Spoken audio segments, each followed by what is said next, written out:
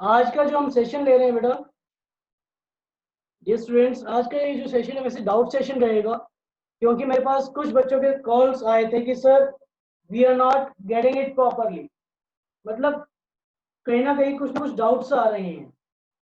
ठीक है, तो आज के लेक्चर में मैं वही डिस्कस करने वाला हूँ। फिर tomorrow onwards will discuss another method of depreciation. Okay, okay sir. हाँ जी। तो sister ji, what problem are you facing exactly, tell मी।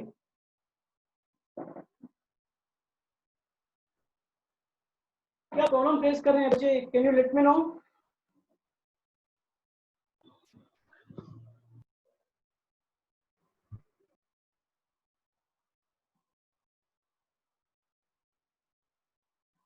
रजत, काम हम कर रहे हो नहीं कर रहे हो भाई? रजत,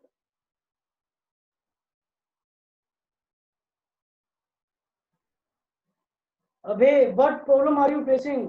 अबे का भी फोन आया था मेरे पास, कुछ प्रॉब्लम्स आ रही हैं। अबे क्या प्रॉब्लम आ रही है, मुझे डिस्कस करो। सर डेप्रिसिएशन के बारे में से थोड़ा स्टार्ट से बता दो सर एक बारी। स्टार्टिंग से बता दूं? यस सर, थोड़ा सा बता दो सर। क्या जानना चाहते हो बच्चे स्टार्टिंग से? उसकी जर्नल एंट्रीज के बारे में जानना चाहते हो, मीनिंग के बारे में जानना चाहते हो? सर मीनिंग के बारे में सर। देखिए, डेप्रिसिएशन का मतलब होता है कि जब हम किसी चीज को यूज करते हैं, जब हम किसी नॉन करंट एसेट को यूज करते हैं, तो उस एसेट की value time to time decrease होती रहती है। यस ठीक है, सर। उस चीज की value time to time decrease होती रहती है। फॉर एग्जाम्पल, आपने घर पे एक सोफा खरीदा, आपने एक सोफा खरीदा आज 50,000 रुपीज का, तो एक साल के बाद उसकी वैल्यू 50,000 तो नहीं रहेगी ना, नो सर। कम होगी या ज्यादा हो जाएगी? कम ही होगी सर। कम हो जाएगी। तो ये जो वैल्यू कम हुई है ना, this is known as depreciation. This is known as depreciation, क्योंकि आपके नॉन करंट एसेट्स की वैल्यू कम हो गई है just because you use it, क्योंकि आपने इसको यूज किया, और टाइम टू टाइम, टाइम के साथ निकलते, टाइम को बीतने के साथ उसकी वैल्यू भी कम होगी। तो दिस इज डेप्रिसिएशन। अब डेप्रिसिएशन की हम अकाउंटिंग करते हैं जब हम लोग, तो basically entry, okay, illustration number 7 में बचे जो डाउट्स है मुझसे पूछ लो, I will tell you the वो डाउट। जो डेप्रिसिएशन की अब सर अकाउंटिंग नंबरिंग। है, उस अकाउंटिंग में बेसिकली होता क्या है कि उस अकाउंटिंग में जब हम एक नॉन करंट एसेट को परचेज करते हैं, तो नॉर्मल सी सिंपल सी जर्नल एंट्री है, वो होती है non current asset account debit to bank account.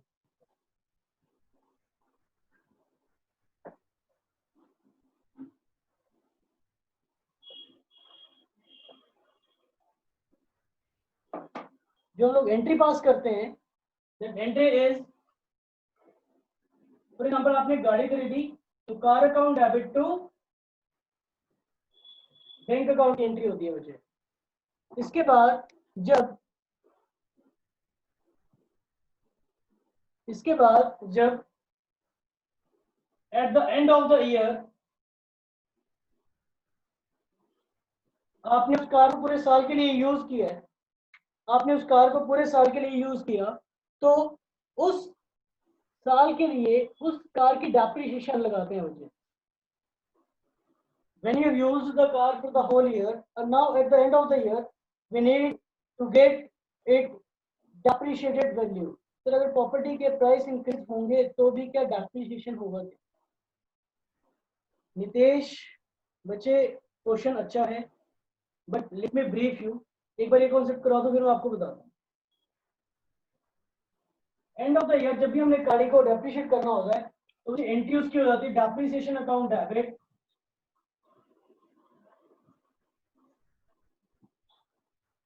To car account, depreciation account debit to car account.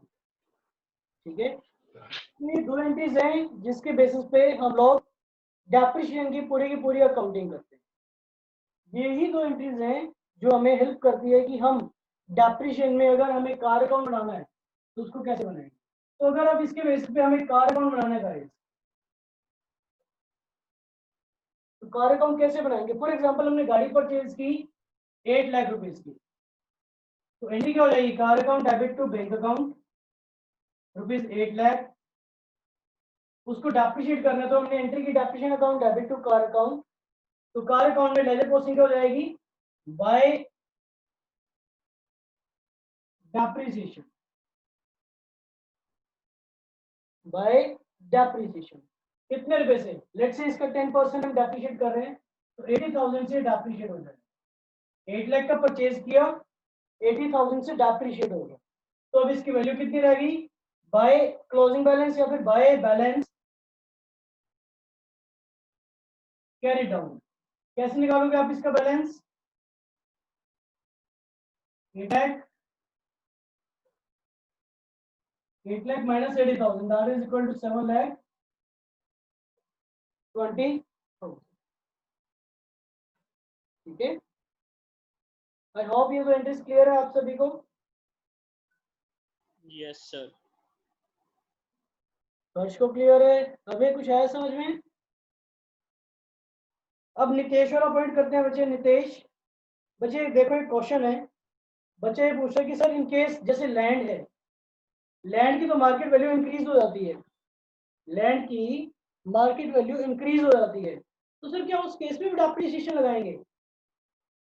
तो बच्चे let me make you one point much clear that over here we are talking about the book values. We are talking about the book values.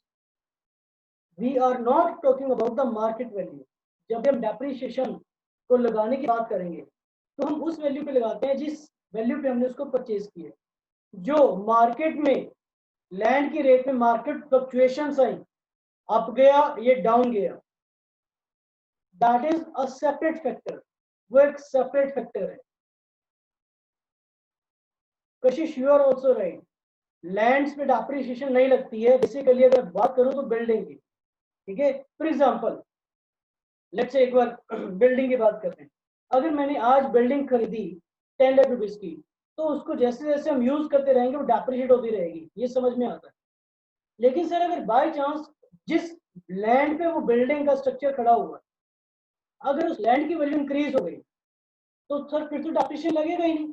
बच्चे depreciation लगेगा, building तो use हो रही है तो depreciation लगेगा। जो वैल्यू इंक्रीज हुई है ना वो लैंड की हुई है, बिल्डिंग की नहीं हुई। सेकेंड थिंग, लैंड पे डेप्रिसिएशन कभी भी लगता ही नहीं है। सर इसका क्या मतलब है, इसका मतलब ये है कि बच्चे लैंड को आप कितना मर्जी यूज कर लो, लैंड को आप 100 साल तक, 200 साल तक, 300, 1000, 1 करोड़ साल तक यूज भी कर लोगे तो जमीन है सर, उसका तो कुछ नहीं बिगड़ेगा, उसका कुछ भी नहीं होगा। अगर 1 एकड़ ऑफ लैंड है हमारे पास, क्या वो डेप्रिशिएट हो सकता है, नहीं हो सकता। उसकी मार्केट वैल्यू डाउन हो सकती है, उसकी मार्केट वैल्यू इंक्रीज भी हो सकती है, पर उसका जो यूसेज है, उसका यूसेज है क्या, लैंड की लाइफ। बच्चे जब मैं डेप्रिसिएशन की बात करता हूँ तो मैं लाइफ के बारे में बात करता हूँ। कोई भी चीज डेप्रिशिएट तभी होगी जब उसकी लाइफ सर्टेन होगी। क्या लैंड की कोई लाइफ है क्या, land has an indefinite life. अगर मैं बिल्डिंग की बात करूं तो बिल्डिंग की लाइफ है, बिल्कुल है sir.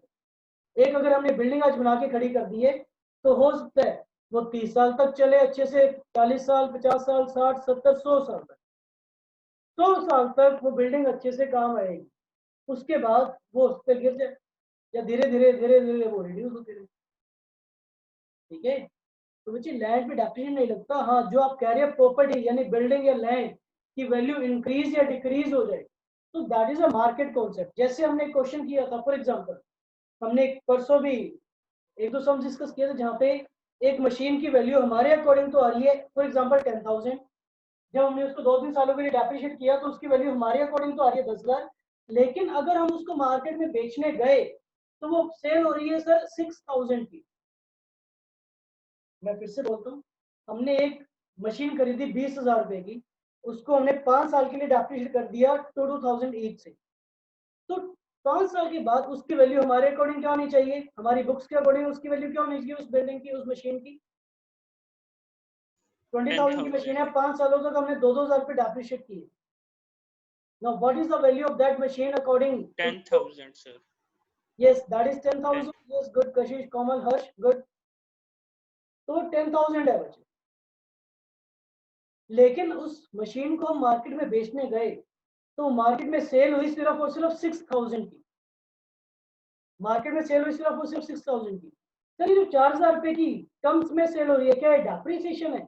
No, this is not depreciation, this is reduction in the value of, reduction in the market value of machine.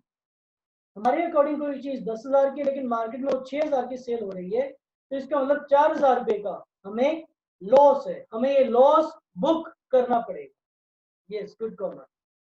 वो 4,000 रुपए इज नॉट डेप्रिसिएशन, यहाँ पे आपको डेप्रिसिएशन बुक नहीं करना, यहाँ पे जो 4,000 रुपीज है वो आपको लॉस बुक करना। ऐसे ही फॉर एग्जाम्पल मशीन की वैल्यू हमारे अकॉर्डिंग 10,000 है, मशीन की वैल्यू हमारे अकॉर्डिंग 10,000 है। चलो एक बुलेट का एग्जाम्पल लो, जो बुलेट बाइक है, स्टार्टिंग में जब ये फेमस हुआ कुछ टाइम पहले, तो हुआ ये कि अगर किसी ने, अगर मैंने आज बुलेट 1,00,000 रुपए का खरीदा, I purchase motor bike bullet for rupees 1,00,000, तो 1 महीने बाद 2 महीने बाद तो इसकी वैल्यू कम हो जानी चाहिए, लेकिन हुआ ये कि डिमांड इतनी बढ़ गई कि 2 महीने बाद इसकी वैल्यू 1,20,000 हो गई। सर ये तो इसकी वैल्यू इंक्रीज कर गई मार्केट वैल्यू, तो क्या इसको डेप्रिशिएट करें? तो डेप्रिशिएट मींस उसकी लाइफ कितनी है, आप उसके यूसेज के अकॉर्डिंग आप उसकी वैल्यू को कम करो। अब 1,00,000 की बाइक को हमने 2 महीने यूज किया, फॉर एग्जांपल उसकी वैल्यू उसकी वैल्यू 3,000 रुपीज कम होगी हमारे अकॉर्डिंग डेप्रिशिएट के अकॉर्डिंग। तो हमारी बुक्स में तो उसकी वैल्यू 97,000 है, लेकिन मार्केट में सेल करने जाएंगे तो 1,20,000 होगा। तो क्या इसका मतलब ये है कि मैंने 20,000 या 23,000 की बाइक और परचेज कर ली? क्या उसमें कुछ एडिशन करवा दिया? क्या उसमें कोई साइलेंसर चेंज करवा दिया? क्या उसमें स्पीकर लगवा दिया? क्या उसकी सीट चेंज करवा दी? नहीं नहीं, जो 23,000 रुपीज का इंक्रीज हुआ वो उसका मार्केट गेन है, मार्केट प्रॉफिट है, मार्केट रेट है। तो उस मार्केट रेट की वजह से हमें 20,000 23,000 का बेनिफिट होगा। Is it okay Nitesh?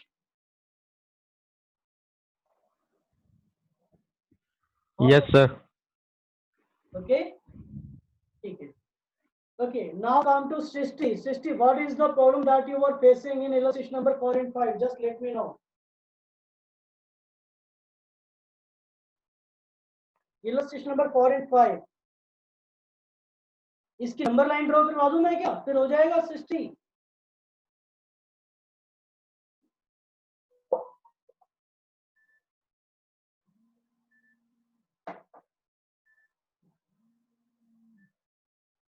Should I draw a number line, सृष्टि?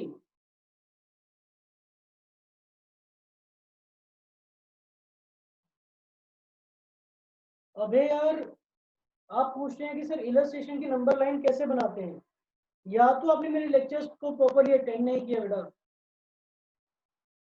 या तो आपने मेरे लेक्चर्स को प्रॉपर्ली अटेंड नहीं किया, और अगर अटेंड किया है तो फिर आपको नंबर लाइन तो अभी तक समझ आ जानी चाहिए। नंबर लाइन क्या है? बेसिकली कुछ भी नहीं है, जिस दिन ट्रांजेक्शन हो रही है उस दिन की ट्रांजेक्शन को हम उस पर लिख देते हैं। फिर भी नहीं समझ आ रहा तो कोई बात नहीं, एक और सम की मैं नंबर लाइन बना के दिखाता हूँ, या टाइम लाइन कह दो, मैं टाइम लाइन बना देता हूँ। फिर 1 अप्रैल 2015 में प्रॉब्लम आ रही है इलस्ट्रेशन नंबर 4 में। इलस्ट्रेशन नंबर 4 में क्या कह रहा है? On 1 April 2013, a company purchased a plant for ₹60.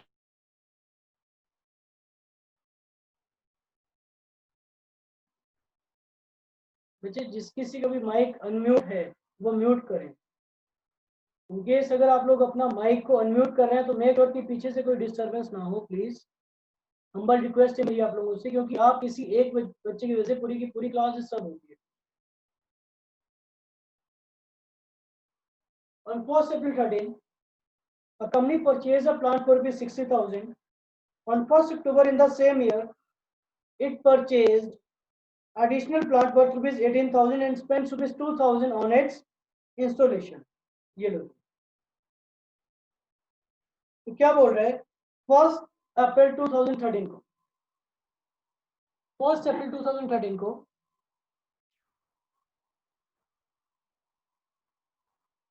Okay guys, कुछ नेटवर्क इशू था, now that has been resolved. तो ऑन 1st April 13, देखो जी, this is illustration number 4। On 1st April 13 एक प्लांट एंड मशीनरी परचेज की गई है for 60,000। On 1st October in the same year, that is on somewhere in the middle, on 1st October 2013 in the same year, an additional plant for which 18,000 was purchased, जिसमें 2,000 रुपए की addition दी की। तो इसका मतलब ये मशीन आपने 20,000 rupees की परचेज की, ठीक है। On 1st October 2015, 1st October 2015 को क्या हुआ? The plant purchase on 1st April 13 having become obsolete is sold off for rupees 27,000। तो ये 1st October 15 की बात कर रहा है, तो उससे पहले तो और भी ईयर्स क्लोज होंगे बच्चे। ये वाला ईयर क्लोज हो जाएगा ऑन 31st March 14, फिर नेक्स्ट ईयर क्लोज हो जाएगा ऑन 31st March 15, फिर नेक्स्ट ईयर क्लोज होगा 31st March 16 को।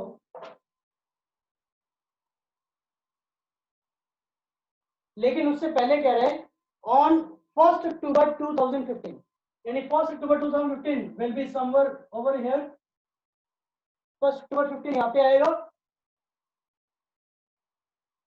इन्होंने क्या किया, फर्स्ट मशीन को सेल कर दिया फॉर 27,000, ठीक है। I hope you are getting. सभी को मेरी आवाज सुनाई दे रही है बच्चों, क्या नहीं दे रही है? Yes sir. Okay Yes, sir. चलो गुड। तो उसने ये मशीन यहाँ पे सेल कर दी। उसके बाद कह रहे on 1st January 17 fresh plant was purchase for 64,000 and on the same date plant purchase on 1st October 13 was sold for 10,000। बच्चे कुछ नहीं है, आपको बस डेट्स के बीच में उलझाने की कोशिश कर रहा है। अगर आपने टाइम लाइन या नंबर लाइन अच्छे से बना ली then you will not face a problem in it, ठीक है। इसके बाद कह रहा हूँ 1st January 17, तो ये वाला ईयर कहाँ पे खत्म होगा? This year will and on 31st March 17। अब ये कह रहे हैं ऑन 1st January 17, तो 1st January 17 कहाँ पे आएगा? इससे पहले ही आएगा, that is somewhere over here on 1st January 17। इसने क्या किया ऑन 1st January 17 को?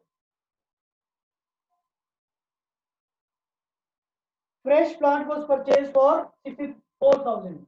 यहाँ पे इसने मशीन नंबर 3 खरीदी है 64,000 की। And on the same date a plant which was purchase on 1st October 13, 1st October 13 को हमने सेकंड प्लांट खरीदा था, तो इसी डेट पे इसने सेकंड प्लांट को सेल कर दिया फॉर दिस 10,000। इसी डेट पे इसने सेकंड प्लांट को सेल कर दिया 10,000 रुपीज के लिए। Depreciation provided at the rate of 10% per annum on original cost। SLM के अकॉर्डिंग डेप्रिसिएशन लगाना है जी on 31st March every year, 31st March तक के लिए। और 31st March 2017 तक के हमने अकाउंट्स बनाने हैं, तो year 1, year 2, year 3 and year 4, 4 सालों के अकाउंट्स बनाने, ठीक है। अब 1st April 15 में क्या प्रॉब्लम आ रही है बच्चे को? यहाँ पे कह रहा है कि बच्चे मेरे को प्रॉब्लम आ रही है। तो बच्चे अगर मैं फर्स्ट मशीन की अगर यहाँ पे वैल्यू निकालूं, तो इस मशीन को मैंने इस साल पूरे साल यूज किया, तो फर्स्ट मशीन को 60,000 माइनस 6,000, दैट इज इसकी वैल्यू यहाँ पे रह गई 54,000। कहाँ पे? यहाँ पे फर्स्ट मशीन की वैल्यू है 54,000। आपने फर्स्ट मशीन को यहाँ पे भी पूरा यूज किया, तो 6,000 पूरे साल यूज किया, तो अब इस मशीन की वैल्यू है ₹48,000, ठीक है। अब यहाँ पे आपने इस मशीन को 6 मंथ्स के लिए यूज किया, तो 6 मंथ्स का डेप्रिसिएशन हो जाएगा 3,000। तो इस मशीन की वैल्यू हमारे अकॉर्डिंग थी 45,000। किस डेट को? ऑन 1st October 2015 इस मशीन की वैल्यू हमारे अकॉर्डिंग 45,000, लेकिन ये सेल की हमने 27 की। देयरफॉर प्रॉफिट या loss? Yes, speak up, guys. Loss, sir. Yes, loss. Loss. Yes, it will be a loss. Good, Kashish Shrima, good. Loss of rupees 18,000. इस क्लॉज को बुक करना, ठीक है। अगर मैं सेकंड मशीन की बात करूं तो सेकंड मशीन की वैल्यू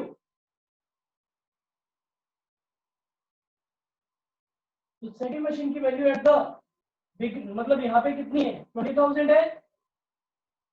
इस साल डेप्रिसिएशन कितना लगेगा, 6 मंथ्स का, तो 20,000 का 10%, 2,000 का 6 महीने 6 मंथ्स के लिए 19,000 is the value of machine number 2 over here. अब मशीन नंबर 2 को पूरे साल यूज किया है तो डेप्रिसिएशन पूरे साल का लगेगा, तो इसकी वैल्यू आ गई 17,000 till here, that is on 1/15, ठीक है। अब सेकंड मशीन को इस पूरे साल यूज किया है तो पूरे साल की डेप्रिसिएशन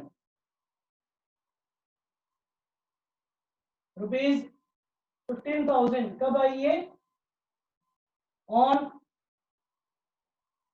1/16। 1/16 की मशीन 2 की इतनी वैल्यू है। मशीन 2 को 9 मंथ्स यूज किए मुझे, इस केस में 9 मंथ्स की डेप्रिसिएशन लगानी है मशीन 2 पे, तो अकॉर्डिंगली वो हो जाएगा। I hope this can be done.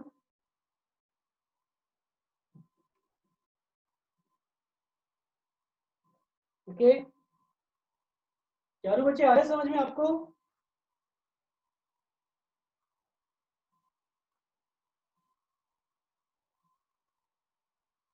Can you speak up, my dear? Or can you write? Ayush, Kamal, Nitesh, Mahak, Poonam, Deepak, Mridul, Charu. Sir आपको मैसेज जा ही नहीं रहे। Okay good. कशिश, हिमांशु, हर्ष, रीमा, दीक्षा बच्चे आ रहे समझ में? सर ये लिखा हुआ आ रहा है अकाउंटिंग शिक्षा is not in this meeting. I am in this meeting. If you can speak up, you can see me. That means we are in the meeting.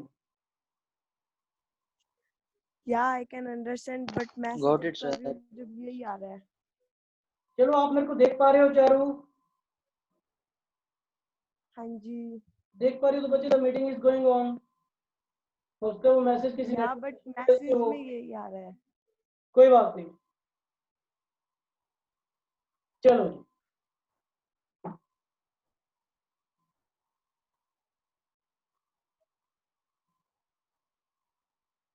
और कोई प्रॉब्लम है तो पूछो यार, इसमें डाउट सेशन है वैसे आज का। आई थिंक कोमल 7th में पूछ रहे थे आप। कोमल बच्चे 7th में क्या प्रॉब्लम फेस कर रहे हैं आप?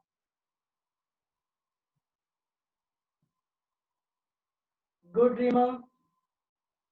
कोमल आई गेस आपने पहले राइट किया था sir, I am facing a doubt. Book value किस चीज की सर? इलस्ट्रेशन नंबर 7 में हमको क्या बोल रहा है? On 1st April 2010 a company purchased plant and machinery for rupees 2 lakh. New machine for rupees 10,000 was purchased on 1/11 and for rupees 20,000 on 1/10/2011. दो मशीन परचेज किए जी साइमल्टेनियसली, एक 1/11 को परचेज किया और एक 1 October 11 को परचेज किए। On 1 July 2012 a machinery whose book value had been 30,000 on 1/4/2010, इसका क्या मतलब है बच्चे? whose book value had been rupees 30,000 on 1/4/2010, इसका ये मतलब है कमल कि जब आप नंबर लाइन बनाएंगे ना बच्चे, when you will prepare a number line,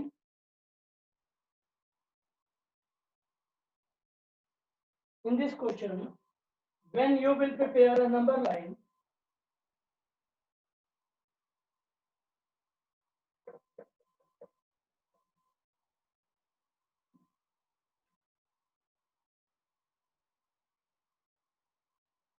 start हो रहा है बच्चे 1/4/2010 से।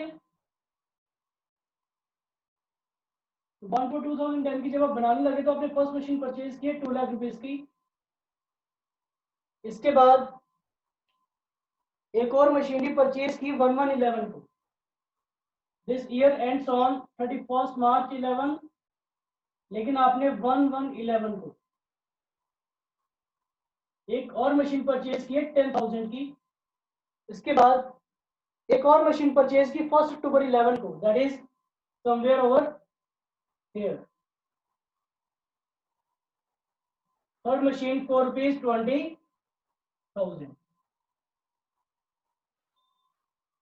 ये जो मैं डॉट्स लगा रहा हूँ बच्चे, इनको सर्कल कर रहा हूँ, इसका मतलब ये एक पूरा साल है, ठीक है। This year will and on 31 मार्च 2012। इसके बाद कह रहे हैं ऑन 1/7/2012, ऑन 1/7, ये साल कहां पे खत्म होगा? 31 मार्च 2013 को। तो 1/7/2012 आएगा बच्चे somewhere over here.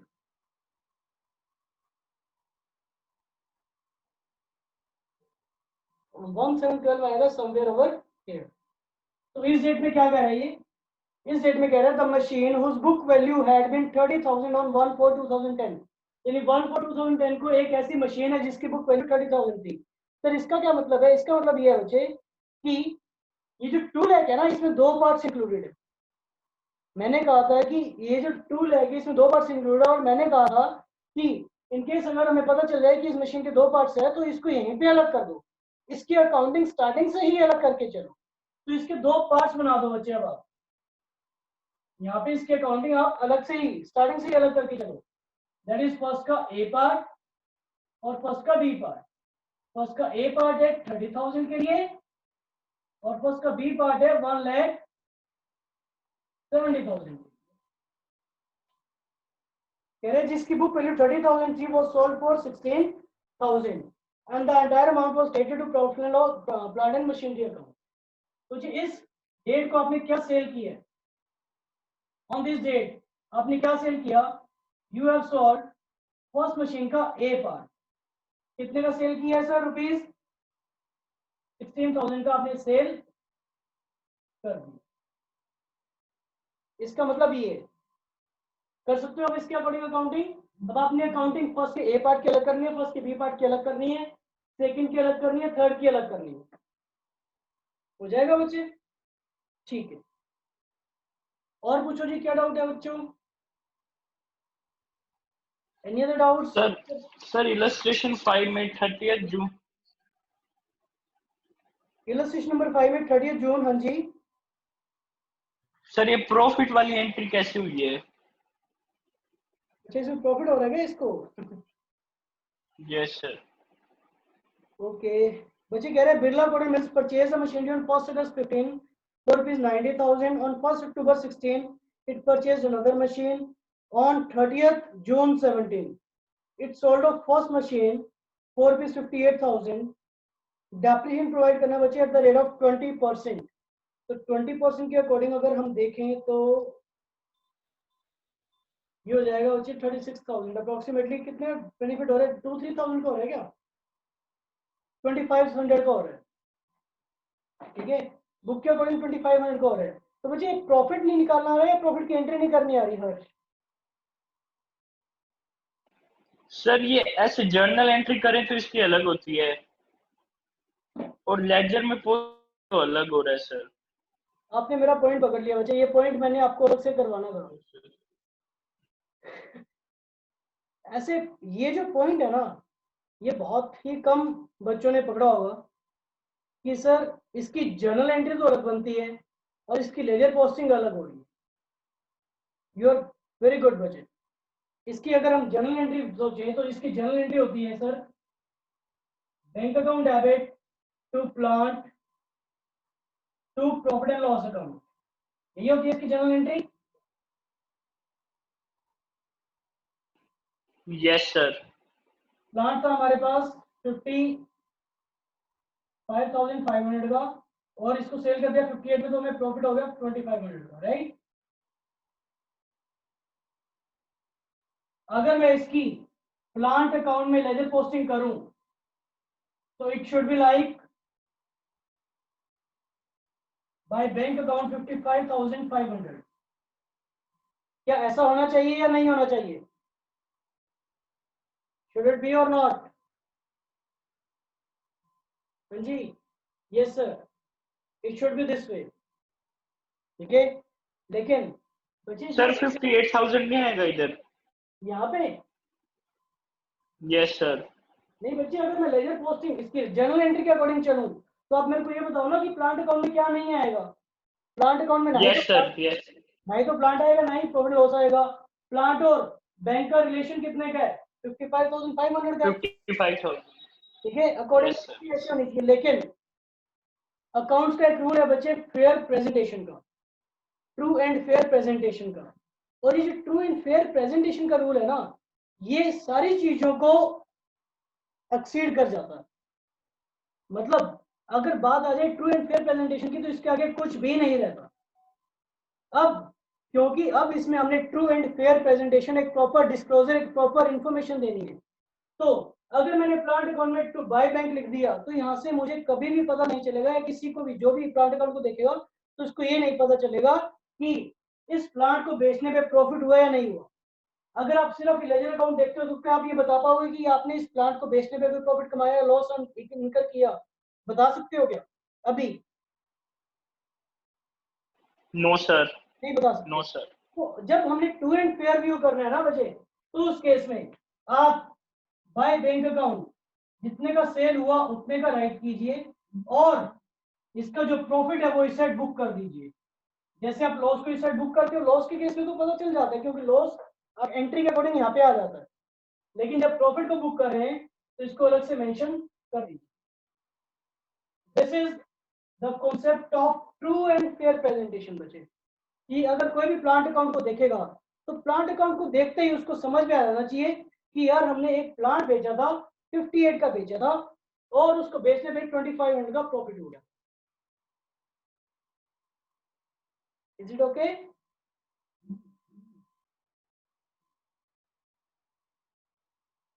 Is it okay बेटा?